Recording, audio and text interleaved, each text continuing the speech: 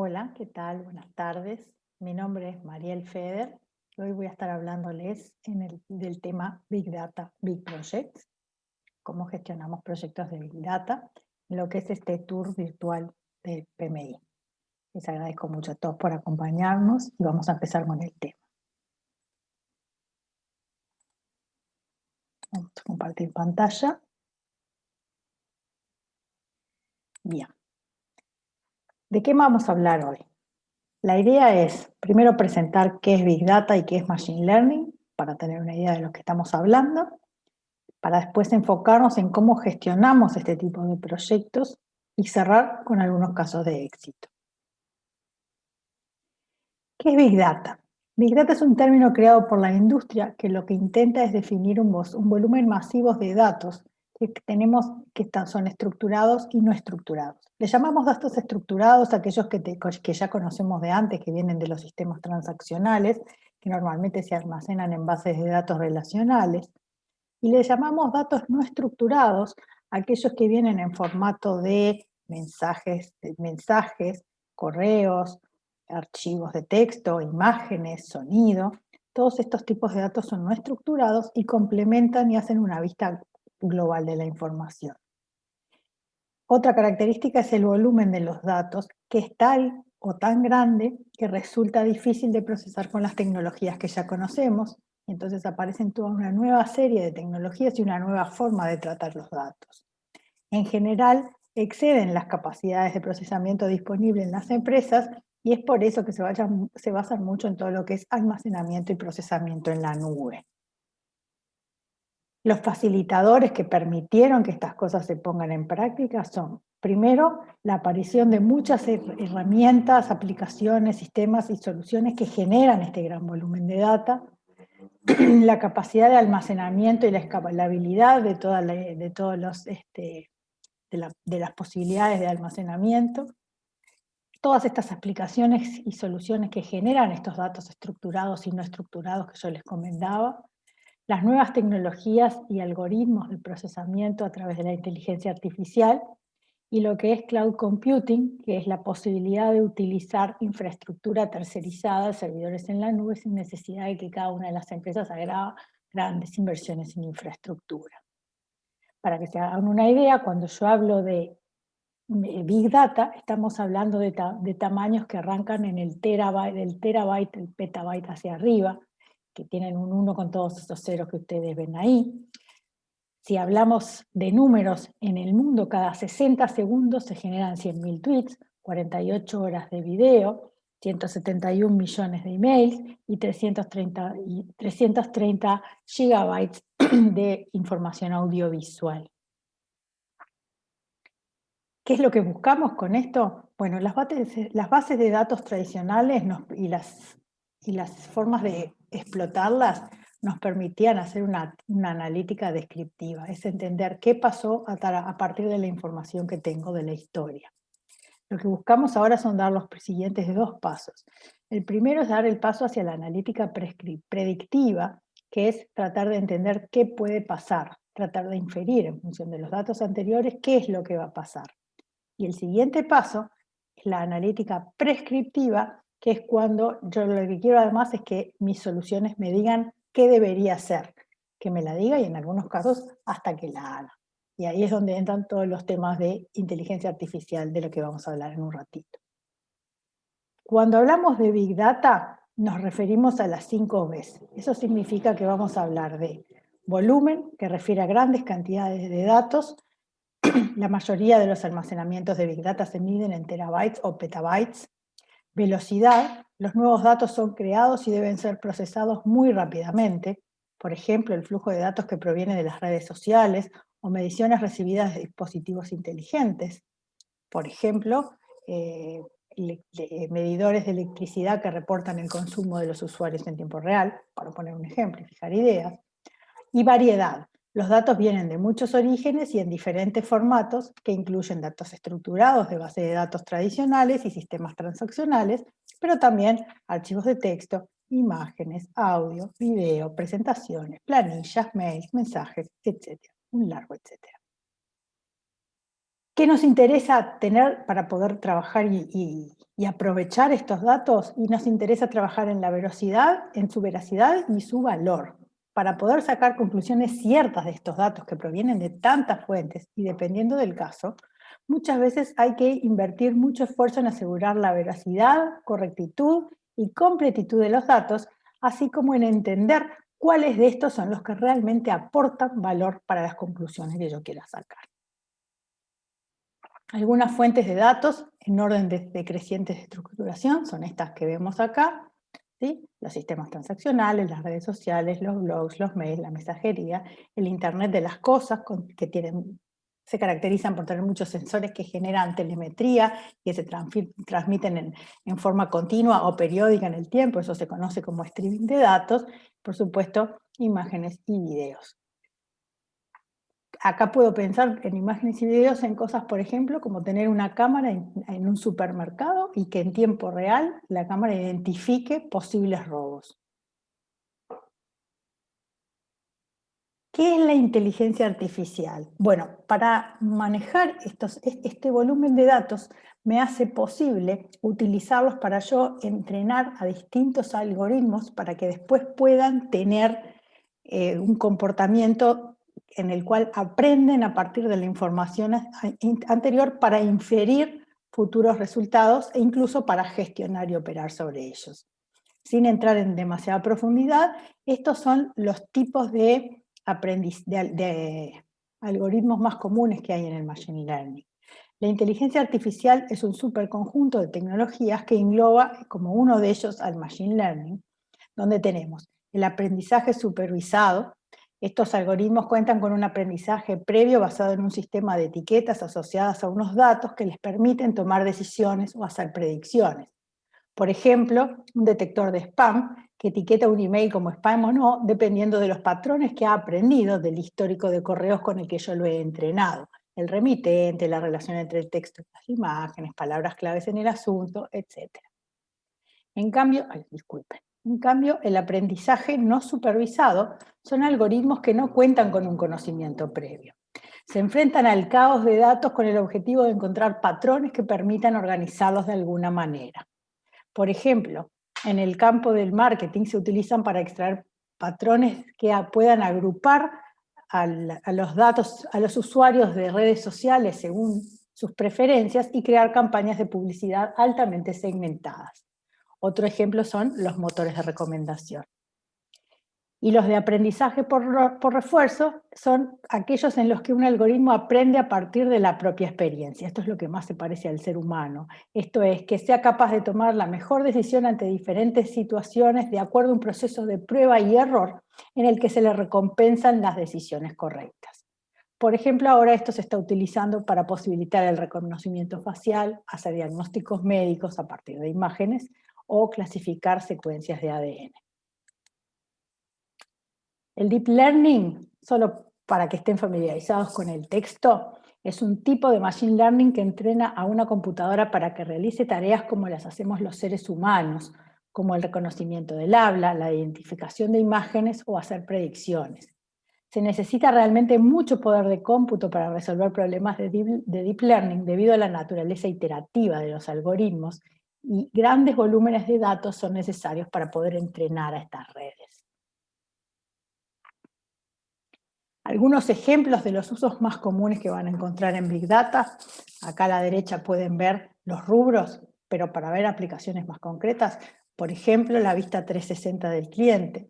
Muchas empresas construyen dashboards donde centralizan toda la información del cliente proveniente de distintas fuentes, tanto internas de sus propios sistemas como externas. Soluciones de prevención de fraude, por ejemplo, tarjetas de crédito que analizan las transacciones en tiempo real y las comparan contra los parámetros de uso esperado para detectar situaciones irregulares o posibles fraudes, alertando en tiempo real y comparando contra las tendencias de los fraudes reales ya identificados previamente. Soluciones de inteligencia y seguridad, por ejemplo, para identificar ciberataques o accesos no autorizados, comportamiento inesperado en la red, otro tipo de cosas.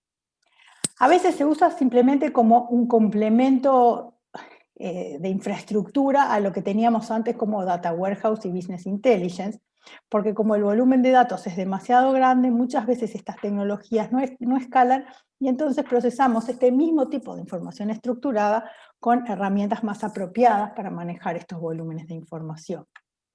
Otro ejemplo puede ser trabajar para la optimización de precios, buscando para cada uno de mis productos el valor óptimo que me maximice las ventas sin que por ello pierda rentabilidad.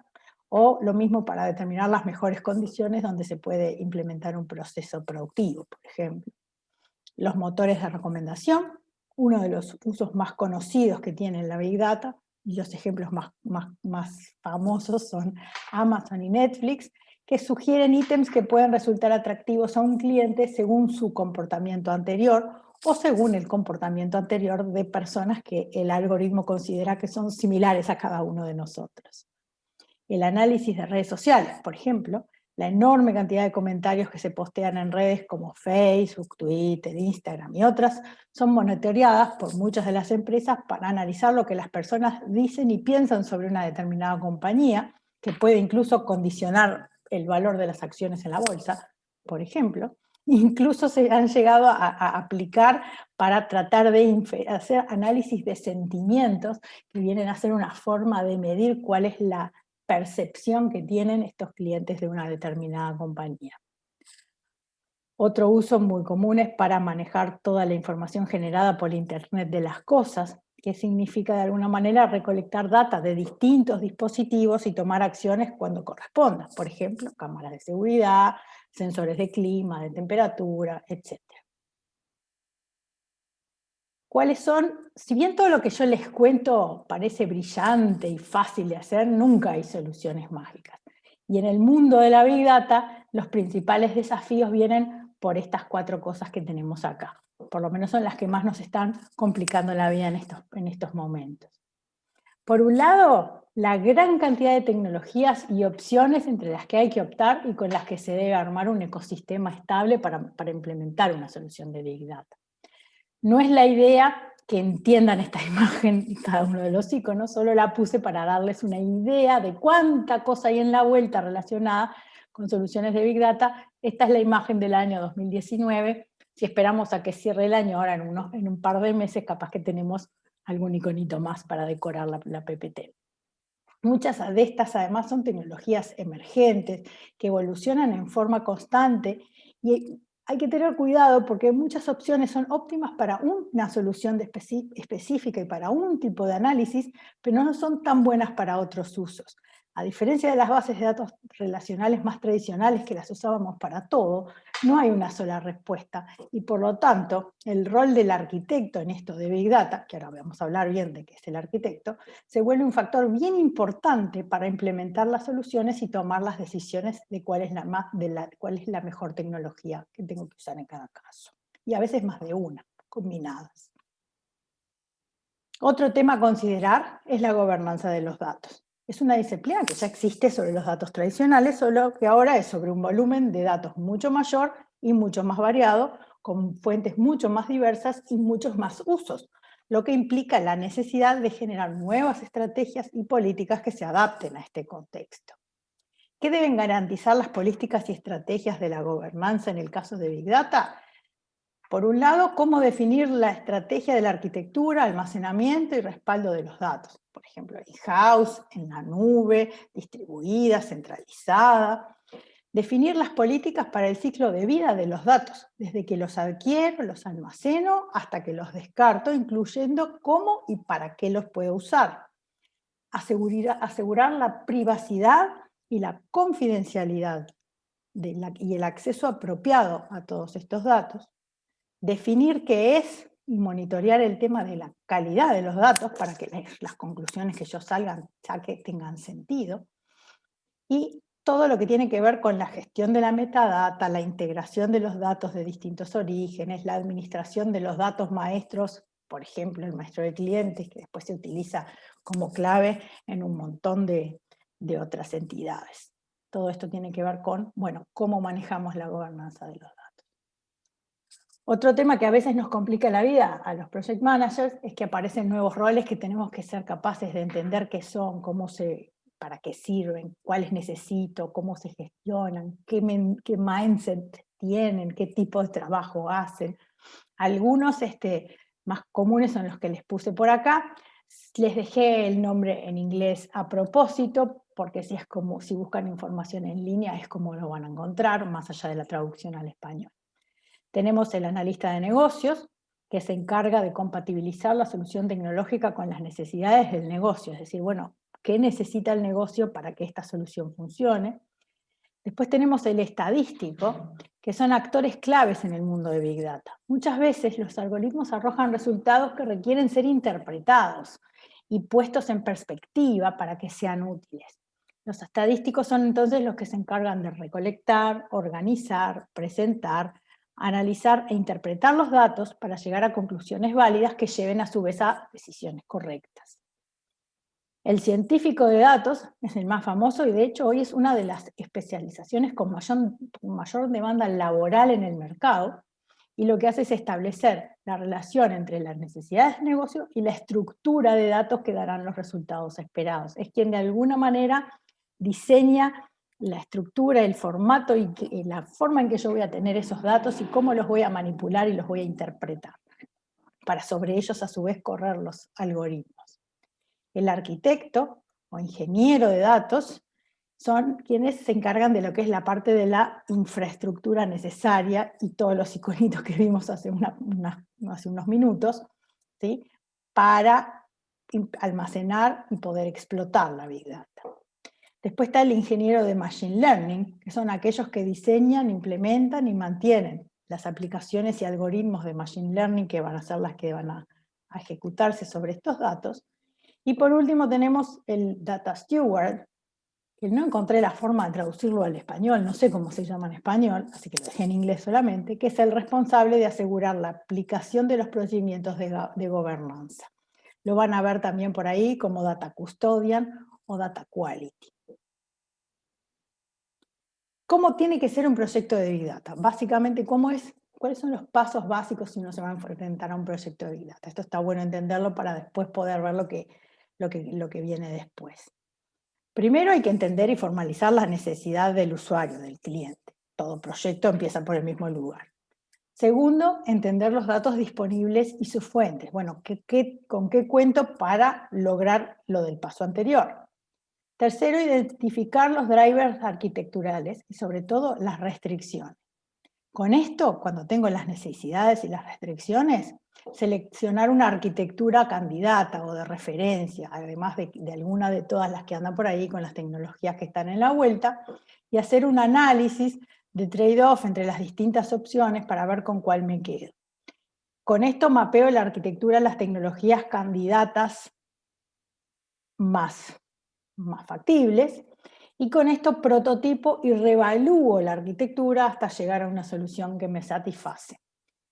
Con esto, una vez que ya sé con qué voy a implementar, ya estoy en condiciones de estimar los esfuerzos de implantación, no solamente de tiempo, sino de infraestructura, de capacidad de almacenamiento, de tiempo de procesamiento y demás.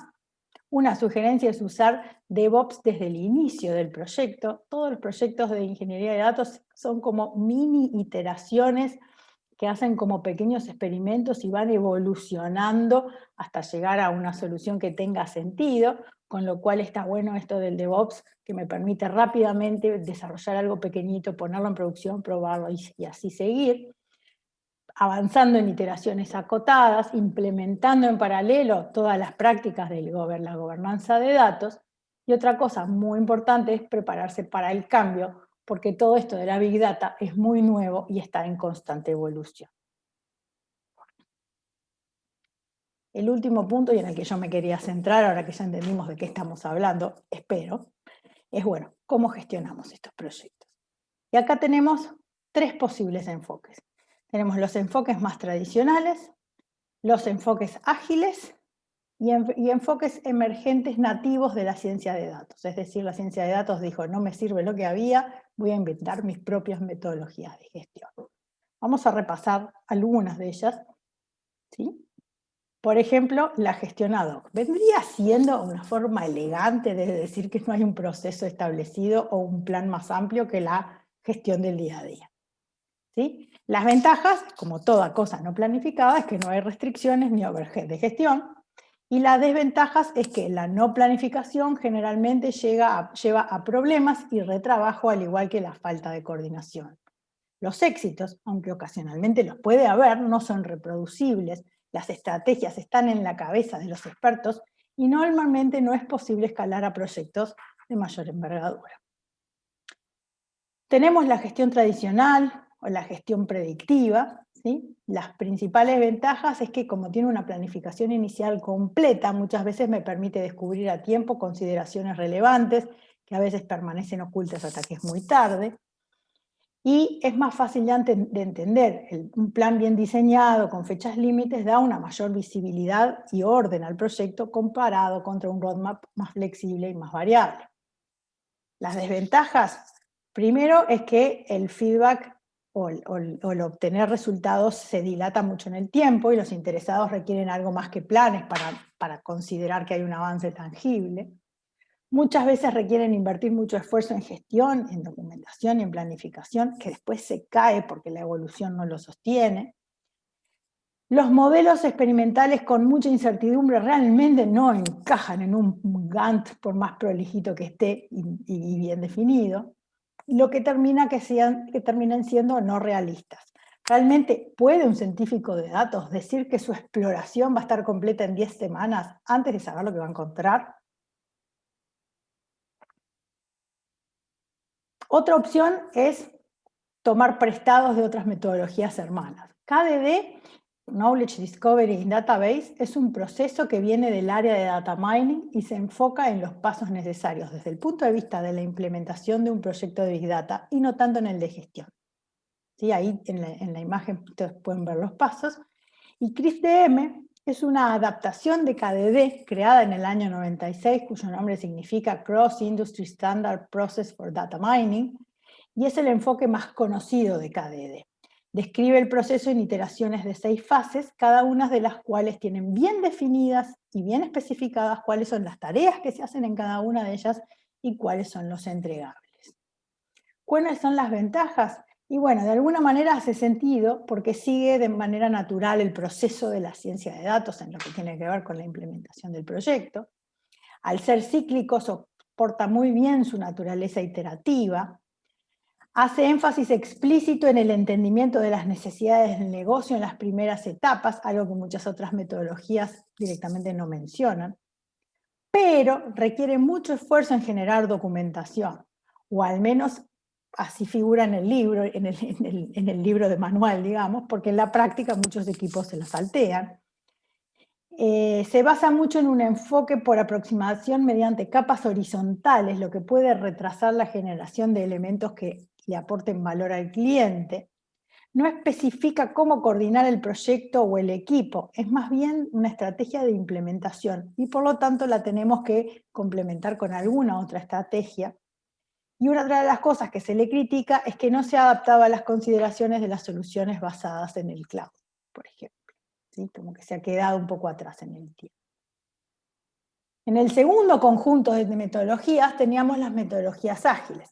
Acá voy a mencionar algunas de las más que andan en la vuelta, por ejemplo Scrum, que es uno de los métodos más conocidos del framework de agilidad. Según el reporte anual de estado de la agilidad del año 2020, es el primero en lo que es en uso en el mundo y se utiliza en muchas industrias, principalmente en la industria del software. Por su afinidad natural con esta industria, muchos equipos gestionan sus proyectos de Big Data utilizando Scrum de forma natural, o sea, básica, como viene el Scrum, o tratando de modificarlos. Las ventajas, bueno, por un lado tiene las ventajas básicas de la gestión ágil. Se enfoca en generar valor para el cliente, algo que muchas veces es dejado de lado en estos proyectos porque los científicos de datos tienen ese perfil de investigador y entonces avanzan por el placer de la propia investigación y del descubrimiento. Al ser adaptativo e iterativo, no asume que se conoce a priori la solución, sino que permite que los científicos de datos vayan descubriendo la solución durante el transcurso de los sucesivos sprints, y enfatiza el rol de la evidencia comprobable para mejorar el proceso y el producto, algo que los científicos de datos respetan en forma natural. Los problemas que tiene es que muchas veces se fuerza el uso de Scrum contradiciendo su propia esencia. Por ejemplo, no sé si un Scrum Master. Muchos pasos en el proceso de datos requieren una cantidad de tiempo indeterminada y esto no se alinea bien con los periodos de tiempos predefinidos de los sprints. Tratar de forzar las actividades a estos time boxes de cada uno de los sprints puede cortar innecesariamente los circuitos de experimentación. ¿Sí? Otra cosa importante es que en estos proyectos muchas veces el avance puede ser significativo, realmente sustancial, sin que esto signifique que ya haya un entregable que pueda ser utilizado y genere valor real a un cliente, que es lo que se espera al finalizar un sprint de Scrum por definición. ¿Sí? Otra opción que tenemos es, bueno, dentro del mundo de Agile usemos Kanban. ¿Cuáles son las ventajas? Bueno, Kanban, que ya conocemos, su artefacto central es el tablero donde se presentan las actividades a realizar en sus diferentes estados. Es útil para identificar el trabajo en curso y los cuellos de botella. Comparado con Scrum, es mucho menos prescriptivo, ya que no define la cadencia de las iteraciones, los roles o las ceremonias. En general, en proyectos normales de software, Scrum y Kanban se complementan y de hecho, la mayoría de los equipos que usan Scrum adoptan el tablero de Kanban. Las ventajas que tiene es que probablemente sea el proceso más liviano, si excluimos el ad hoc, obviamente, que le da la mayor flexibilidad. La propia naturaleza del Kanban ayuda a mejorar el flujo de trabajo. Es muy sencillo de implementar, no requiere entrenamiento excesivo, ni reorganización de los equipos o roles especiales. Y tiene preguntas más alineadas. En la ciencia de datos resulta más natural la pregunta ¿qué harás a continuación? Que la pregunta ¿qué tendrás hecho al final de la iteración? Las desventajas, bueno, el mismo hecho que lo vuelve flexible porque no define todos los elementos, la relación con el cliente, los roles, las ceremonias, etc., hace que sea incompleta y que necesite complementarse con otros enfoques de gestión. Y sin la motivación de los deadlines, de los sprints con objetivos que se aproximan, se corre el riesgo de que las tareas lleven más tiempo del necesario. En este contexto, entonces, surgen las estrategias específicas de las ciencias de datos. ¿Qué ventajas tienen? Y bueno, que fueron construidas específicamente para este tipo de proyectos y además están basadas en conceptos donde la agilidad es clave y todas se basan en que los interesados y los científicos de datos iteran hasta resolver el problema. ¿Cuáles son las desventajas? Bueno, muchas de ellas están pensadas para proyectos medianos o grandes y si esto no es así, a lo mejor sería útil o más práctico considerar otras alternativas. Y aún no son demasiado conocidas y esto además hace que no haya muchos expertos disponibles. Recordemos que le llevó a Scrum 20 años ganar el respeto que tiene hoy. Para nombrar algunas, por ejemplo, tenemos Team Data Science Process o TDSP, que fue elaborada por Microsoft en el año 2016 y maneja 5 fases en el ciclo de vida. Las ventajas es más que solo un proceso, sino que incluye templates reusables de GitHub, definición de roles, entre otras cosas. Es como muy completa y muy prescriptiva de lo que hay que hacer. Puede usarse en conjunto con Scrum, donde un sprint lo que hace en este caso es pasar por cada una de las 5 fases y está mantenida. Microsoft la mantiene bastante actualizada y hay nuevas versiones cada varios meses. La desventaja es que a veces parece que no toda la documentación es actualizada en forma conjunta, por lo que se generan algunos desfasajes e inconsistencias entre ellos, producto de lo que también nombramos como una ventaja de que evoluciona. Como es una metodología prescriptiva muy amplia, muy profunda y con muchos conceptos, requiere una curva de aprendizaje muy elevada porque hay mucha estructura interna de la metodología que hay que comprender. Y el problema quizás más complejo es que no es totalmente independiente del stack tecnológico de Microsoft al que en muchos lugares se hace referencia, especialmente en lo que tiene que ver con elementos de infraestructura. Dominó se parece al TDSP de Microsoft y surge como la combinación de elementos de CRISP-DM con los enfoques ágiles. Define 6 fases que vemos acá y 5 roles. Solamente para que tengan una idea, esta es una foto de cómo se ve Dominó y cuál es el flujo del proceso que va atravesando las fases que yo les mencionaba hoy. ¿Cuáles son las ventajas? Bueno, está basado en lo que funciona. Fue construido en base a la experiencia de más de 20 equipos de ciencias de datos basados en los que ya les funcionó. Tiene una definición amplia de equipo que no incluye solo al equipo técnico, sino también a los interesados y a los dueños del producto. Es flexible, está pensado como una solución a la carta o un conjunto de buenas prácticas que pueden seleccionarse y mezclarse con otros enfoques. Acá me hace acordar a las buenas prácticas del PMBOK. Y no tiene una cadencia fija. Según las palabras de Max Thiel, que fue el director del proyecto de Dominó, la ciencia de datos no sucede mágicamente en bloques de 2 semanas. La desventaja es que es menos detallada y completa que su prima hermana, el TDCP.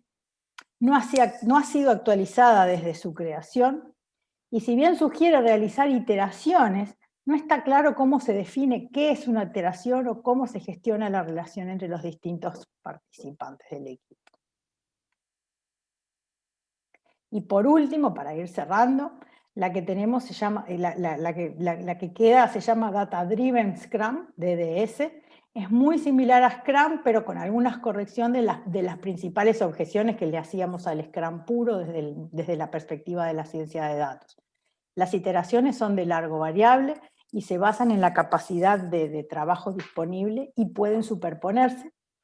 En lugar de intentar generar un entregable final en cada iteración, se enfoca en los conceptos más nativos de la ciencia de datos, experimentos, preguntas a responder, etcétera, como elementos de valor, no un producto funcionando necesariamente. Y la selección de los ítems a realizar en cada momento a partir de lo que hay en el Product Backlog ocurre de manera continua, más del estilo de ¿qué es lo siguiente que vamos a hacer? Las preguntas. El resto de los conceptos provienen del mundo de Scrum. Se habla de equipos de 3 a 9 miembros, de un Product Owner y de un Process Master cuyo objetivo es facilitar el proceso.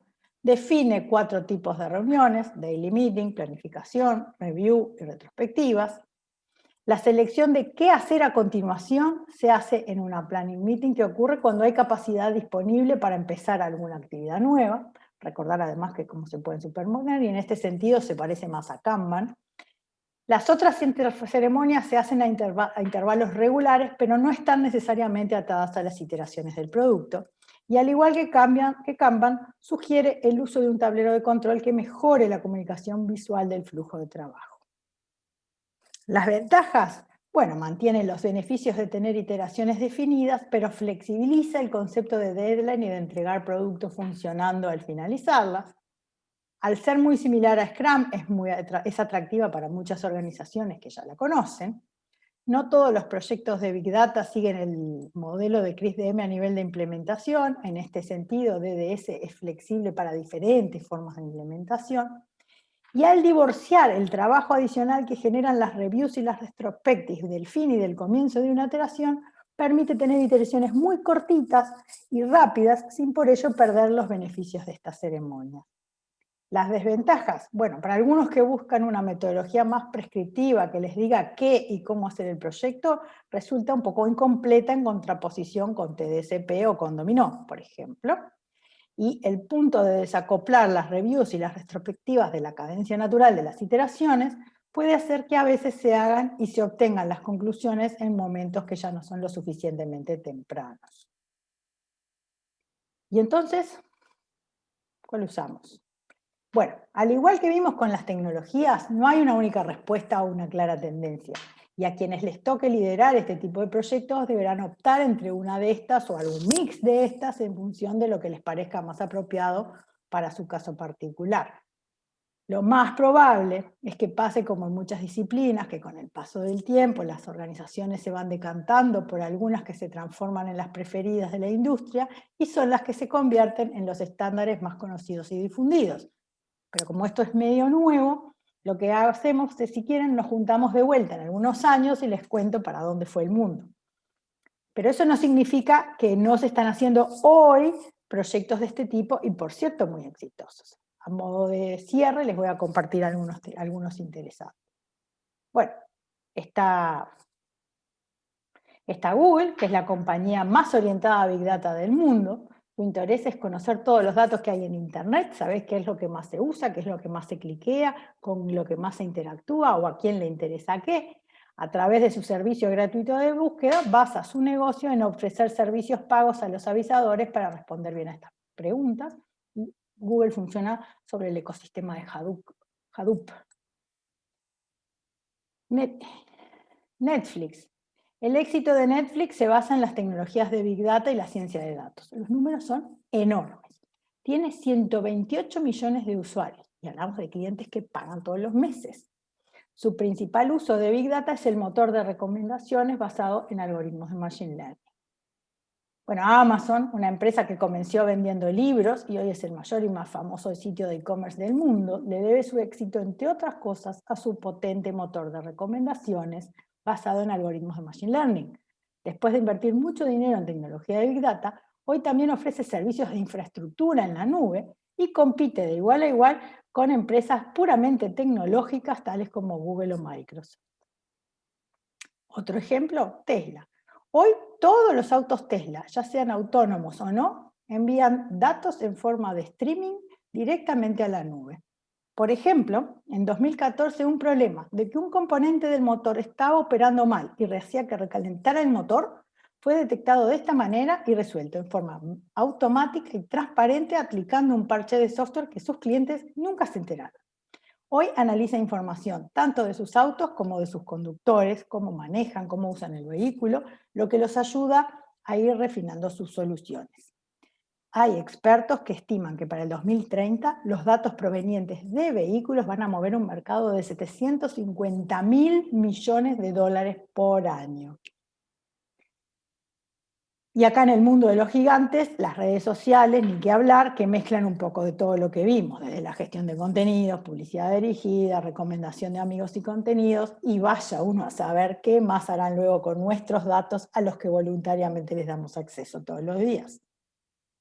Pero además de estos gigantes que uno dice, bueno, qué lejos que estamos de esto, hay proyectos muchísimo más pequeños, hay otros enfoques. Estos son los gigantes tecnológicos que todos conocemos, pero también conozcamos algunas de estas otras cosas. Por ejemplo, el Internet de las cosas. Cada vez son más los dispositivos que generan streaming de datos que deben ser procesados y almacenados. Vimos el ejemplo de Tesla, por ejemplo, pero sin ir muy lejos, acá en Uruguay, la UTE, el Servicio de Electricidad, está instalando en todas las casas y comercios del país contadores de luz inteligente que transmiten la información en tiempo real. Para que después veremos qué solución generan sobre esto, ¿no? ¿Qué tipo de beneficio o prestación nos dan a los clientes? Informarnos el consumo, permitirnos reducirlo en el momento, etcétera, etcétera.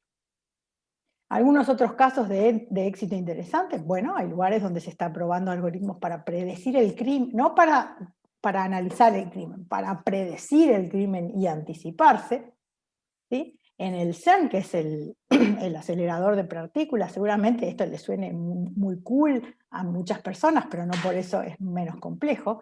De hecho, la captura de datos de un segundo del colisionador de partículas genera más de 1.000 millones de mediciones de hasta 10 dimensiones cada una.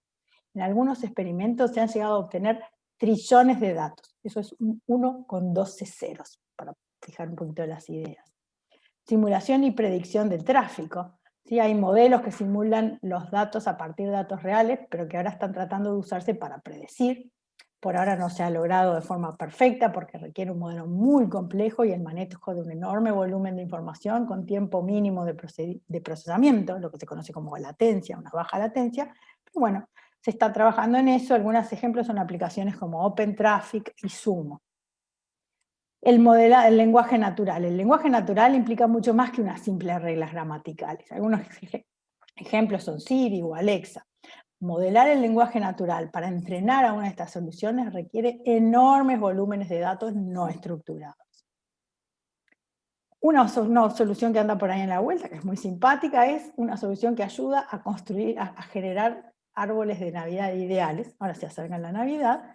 Lo que hace es conecta la genética y los datos físicos y los de medio ambiente de más de 15 plantaciones para crear herramientas que permitan maximizar la cantidad de árboles perfectos. Para mejorar las relaciones, hay aplicaciones que usan estos temas de Machine Learning, por ejemplo, para temas más privados, recomendando parejas o amistades en los lugares de citas. En algunos lados se trabaja de forma seria con algoritmos que al menos intentan maximizar esta compatibilidad. Un proyecto de la Universidad de Berkeley, California, está avanzando y lo que intenta es reconocer las fake news, las noticias falsas en las redes sociales de manera inteligente. Para el control de la malaria se ha usado. La malaria mata a más de 400.000 personas cada año, principalmente niños. Se hizo un estudio en Bangladesh que demostró que usando datos de los teléfonos celulares para traquear los movimientos de las personas ayuda a predecir los futuros brotes de la enfermedad, permitiendo que se tomen medidas preventivas. Y en línea con este mismo tema, ¿qué se podría hacer con la enorme cantidad de información que se está generando a nivel mundial con los datos de COVID? En Uruguay tenemos hoy ya una aplicación que registra los contactos cercanos entre diferentes celulares, entre persona y persona vía Bluetooth, y en caso de un test positivo es capaz de alertar a todos los contactos que esa persona tuvo para que se testeen.